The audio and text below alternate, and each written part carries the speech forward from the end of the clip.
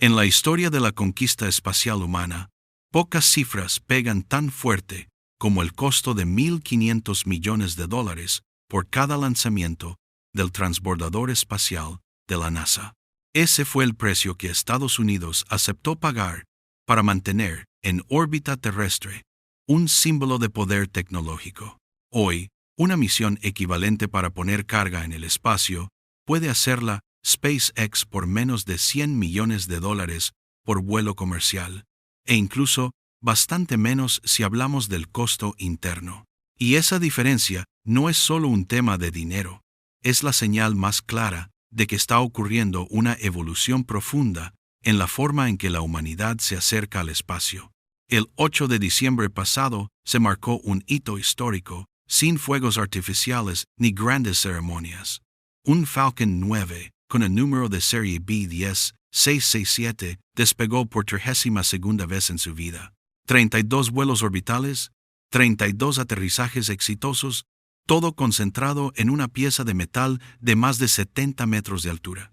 Para comparar, todo el programa del transbordador espacial, durante 30 años, realizó en total 135 misiones, con 5 orbitadores distintos. Solo esta primera etapa de Falcon 9 ya completó casi una cuarta parte de ese total. No es solo impresionante, obliga a replantearnos el camino completo del desarrollo aeroespacial moderno. Pero esto no es simplemente la historia de SpaceX derrotando a la NASA. Poner a estas dos organizaciones a pelear cara a cara sería una mirada demasiado simple y sinceramente injusta. En el fondo, esto va de evolución tecnológica, de cómo cada época resuelve los problemas que le tocan. La NASA demostró que lo que parecía imposible sí se podía hacer. SpaceX está demostrando que eso se puede sostener, repetir y escalar. Para entenderlo bien, hay que mirar 4 ejes principales: costo, reutilización, acceso y lo que viene. Casi cualquier conversación sobre espacio termina volviendo al dinero, porque el costo define el límite de lo que podemos hacer. En los años 60, el programa Apolo nació en plena tensión de la Guerra Fría. La meta no era ahorrar, era ganar. Cada cohete Saturno V, convertido a valores actuales, costaba alrededor de $1.200 millones. Y después de cada lanzamiento, toda esa máquina gigantesca caía al fondo del Atlántico y no se usaba nunca más. Era un desperdicio deliberado.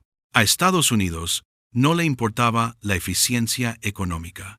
Le importaba demostrar capacidad, superar a la Unión Soviética y clavar su bandera en otro mundo. Y lo lograron con 6 alunizajes exitosos.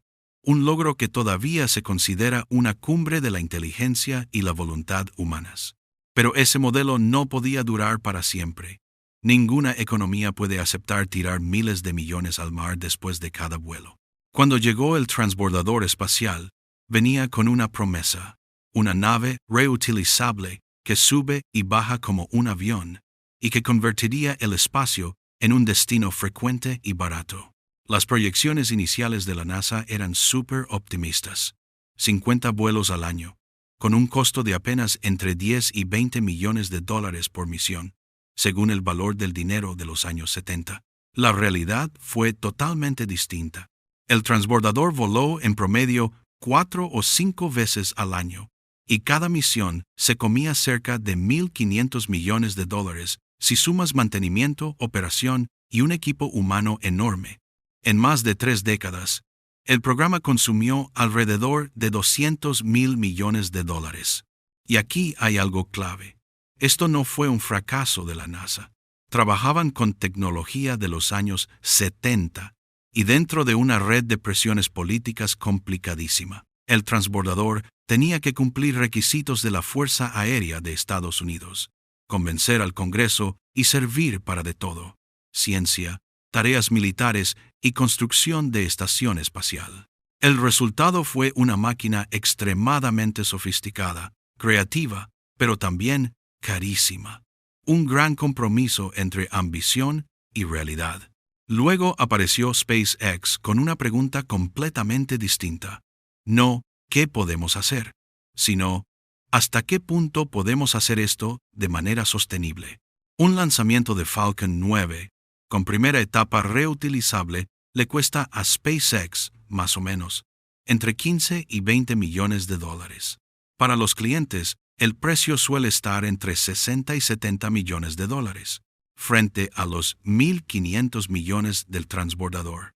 Eso es una reducción de costos de hasta 95%. El secreto está en la filosofía de diseño. Aceptar que la perfección absoluta es enemiga de lo suficientemente bueno. Falcon 9 no es tan versátil como el transbordador. No puede traer satélites de vuelta desde órbita, ni hacer un montón de misiones complejas. Pero hace una sola cosa con máxima eficiencia: poner carga en el espacio de forma barata y repetible. Además, SpaceX tiene ventajas que la NASA nunca tuvo. Pueden probar rápido, fallar rápido y aprender rápido. Cuando un Falcon 9 explotó en la rampa en el año 2016, SpaceX investigó, corrigió y volvió a volar apenas 4 meses después. En la NASA, un incidente parecido podía significar años de comités, revisiones y retrasos. SpaceX se concentra en un vehículo, un tipo de misión, y lo mejora sin parar hasta alcanzar alta confiabilidad. La NASA, en cambio, tenía que dividir su atención bajo presión política desde muchos lados, y sobre todo, SpaceX se apoya en hombros de gigantes. Todas las lecciones de Apolo, del transbordador y de décadas de investigación financiada por la NASA terminaron siendo base para que ellos desarrollaran. No empezaron desde cero. La idea de reutilizar cohetes, en realidad, no es nueva. Los pioneros del sector lo han soñado durante más de un siglo. La NASA lo intentó. La Unión Soviética lo intentó. Y todos chocaron con los límites de su época.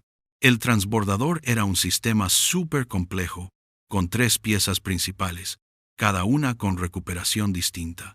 El orbitador aterrizaba en pista, los aceleradores sólidos caían al mar para ser rescatados, y el tanque externo se quemaba en la atmósfera. Cada misión exigía revisar más de 30.000 losetas térmicas.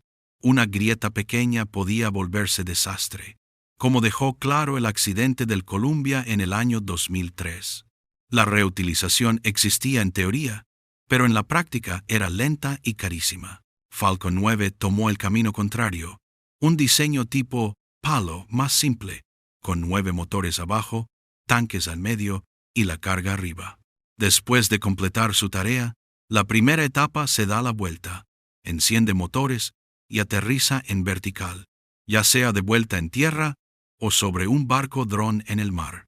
Nada de agua salada corroyendo, nada de meses de desarmar y volver a armar. Al principio, las pruebas fueron un festival de fallos espectaculares. Cohetes dando vueltas, explotando, resbalando fuera de la plataforma. SpaceX incluso publicaba vídeos de sus propios accidentes. Pero de cada golpe sacaron aprendizaje. Hoy, la tasa de aterrizaje exitoso supera el 95%. Y B-1667 ya logró 32 aterrizajes perfectos. Una estabilidad que ni muchos pilotos de aviación comercial tienen tan fácil. Lo revolucionario no es solo aterrizar, sino la velocidad de rotación. Tras volver, el cohete se inspecciona, se recarga de combustible y puede estar listo para volar otra vez en 2 o 3 semanas. El récord más rápido es de 21 días. Comparado con los meses de mantenimiento del transbordador, es un salto enorme. La NASA, sencillamente, no podía hacer esto en los años 70. En esa época, los materiales no eran lo bastante resistentes, las computadoras no tenían la potencia para calcular aterrizajes precisos en tiempo real, y la fabricación no era lo bastante barata para producir motores en gran escala. Cuando en el año 2015 Falcon 9 aterrizó por primera vez con éxito, todas esas piezas por fin encajaron. SpaceX también tiene una ventaja invisible, pero súper importante: el derecho a fallar.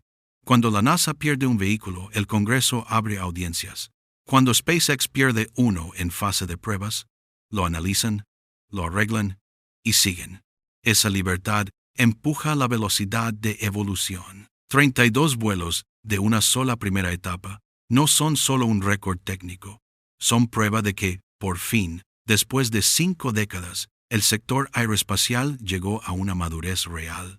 Costos bajos y reutilización abren una puerta todavía más grande: el acceso. En la era Apolo, solo 2 superpotencias, Estados Unidos y la Unión Soviética, podían llegar al espacio. La barrera se medía en miles de millones de dólares y capacidad técnica a nivel país. Con el transbordador, la puerta se abrió un poco para socios como la Agencia Espacial Europea, Japón y Canadá. Pero el espacio seguía siendo un club pequeño. Hoy, universidades pueden lanzar sus propios satélites. Estudiantes de secundaria pueden construir un satélite en formato cúbico y verlo volar en un Falcon 9. Países en desarrollo empiezan programas espaciales gracias a servicios de lanzamiento comerciales. El vuelo número 32 de B-1667 llevó satélites Starlink y además marcó un punto. SpaceX lanzó alrededor de 3,000 satélites solo en el año 2025. Entre el año 1957 y el año 2000, en los primeros 43 años de historia espacial, la humanidad lanzó alrededor de 6,000 satélites. SpaceX hizo la mitad de esa cifra en un solo año. Hoy, más de 7,000 satélites Starlink orbitan la Tierra, ofreciendo Internet de alta velocidad en lugares remotos, pueblos en los Andes, islas pequeñas en el Pacífico, granjas lejos de todo. Eso sí que es democratizar el espacio. La misión de la NASA nunca fue dar acceso masivo. Su foco es explorar, hacer ciencia y empujar la frontera del conocimiento. Hubble, los rovers de Marte, el telescopio James Webb, logros que al sector privado le costaría muchísimo financiar por sí solo. SpaceX persigue otra meta: volver el espacio algo normal, incluso aburrido, como la electricidad o las autopistas. Y esos roles no se contradicen, se complementan. La NASA es como los primeros exploradores, los que abren ruta y prueban que el camino existe. SpaceX es más como una empresa de infraestructura. Construye red, baja costos y hace que mucha más gente pueda viajar. Un estudiante en un país lejano puede acceder a recursos de investigación gracias a Starlink, un sistema montado sobre tecnología satelital que la NASA ayudó a desarrollar. Startups planean misiones lunares con Falcon 9 y usan sistemas de guiado que nacieron de investigación de la NASA.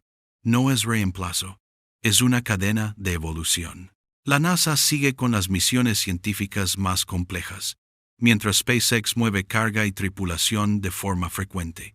Las empresas comerciales empiezan a construir estaciones espaciales y nuevos países se suman al mercado de lanzamientos. El ecosistema se está diversificando. Y eso es justo lo que hace falta para que la presencia humana en el espacio sea duradera. 32 vuelos son solo el inicio. SpaceX está probando llevar a Falcon 9 a 40, incluso 50 vuelos. Pero Falcon 9 no es el destino final. Es la prueba de concepto. El siguiente paso es Starship, el cohete más grande jamás construido, completamente reutilizable en sus 2 etapas. Si tiene éxito, el costo por lanzamiento podría bajar otro orden de magnitud, de decenas de millones a menos de $10 millones por vuelo. Y ahí, lo que antes era ciencia ficción, empieza a volverse posible. Reabastecimiento frecuente hacia Marte, bases lunares, estaciones espaciales a gran escala, producción fuera de la órbita, turismo espacial de verdad. Y la NASA también forma parte de ese futuro. El programa Artemis usará Starship como módulo de alunizaje. Los instrumentos científicos de la NASA volarán en estaciones espaciales comerciales. La alianza continúa, solo que con un formato nuevo. Este es el patrón típico de cualquier avance tecnológico. El gobierno financia lo imposible, El sector privado lo convierte en algo viable. Y al final, toda la sociedad se beneficia. El espacio, después de más de medio siglo de pruebas y tropiezos, por fin está entrando en su etapa adulta.